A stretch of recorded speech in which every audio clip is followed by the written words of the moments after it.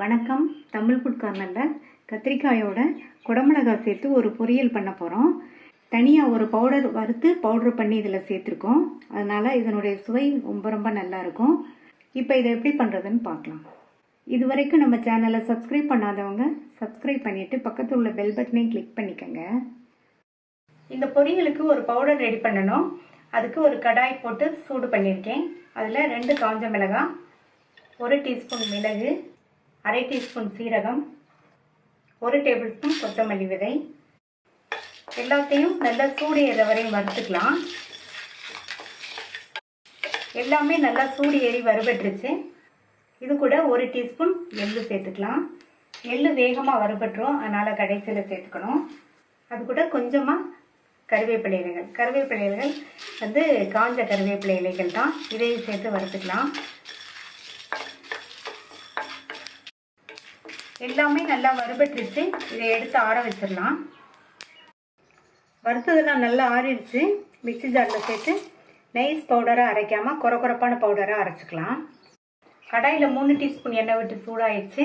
அதில் 1/2 டீஸ்பூன் கடுகு, 1/4 டீஸ்பூன் சீரகம், 1 பச்சை மிளகாய் கீர்னது, 1 காஞ்ச மிளகாய் கட் பண்ணது, கருவேப்பிலை சேர்த்துடலாம். அது கூட 2 பிஞ்ச் பெருங்காய பவுடர், 100 கிராம் கத்திரிக்காயை கட் பண்ணி தண்ணியில் போட்டு வச்சுருக்கேன். இந்த மாதிரி நீல சைஸாக கட் பண்ணிக்கோங்க. அதை சேர்த்துடலாம். ஒரு பெரிய குடமிளகாவையும் அதே மாதிரி நீல வாக்கில் கட் பண்ணி வச்சுருக்கேன். அதையும் சேர்த்துட்டு இந்த எண்ணெயிலேயே ஒரு பரப்பு வச்சு இது கூட 1/4 டீஸ்பூன் மஞ்சள் தூள், இந்த டிஷ்ஷுக்கு தேவையான அளவு உப்பு சேர்த்து நல்லா கலந்து விட்டுக்கோங்க.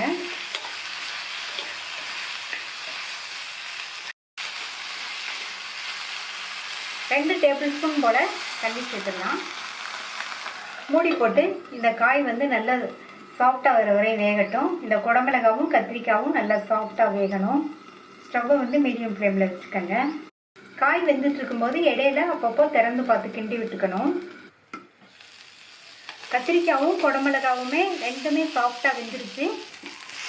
கத்திரிக்காய் பிஞ்சாக இருந்ததுனால நம்ம சேர்த்த 2 ஸ்பூன் தண்ணியிலேயே நல்லா வெந்துருச்சு.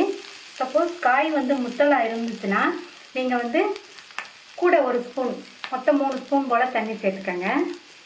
இப்போ இது கூட வறுத்து பவுட்ரு பண்ண பொடியை 3 ஸ்பூன் போல் சேர்த்துக்கலாம். இந்த பொடி தான் இந்த பொரியலுக்கு நல்ல வாசனையும் டேஸ்ட்டும் கொடுக்கும். பொடி சேர்த்துட்டு நல்லா ஒன்று போல் மிக்ஸ் பண்ணி விட்டுக்கணும்.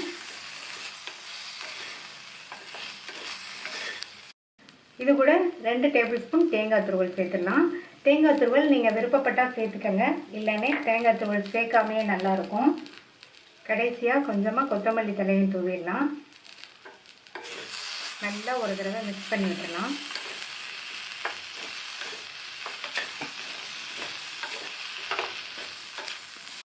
நல்ல சூப்பரான டேஸ்ட்டில் கத்திரிக்காய் குடமிளகாய் பொரியல் ரெடி ஆயிடுச்சு. இந்த டேஸ்டான பொரியலை ட்ரை பண்ணி பார்த்துட்டு உங்கள் கமெண்ட்ஸை சொல்லுங்கள். தேங்க்யூ.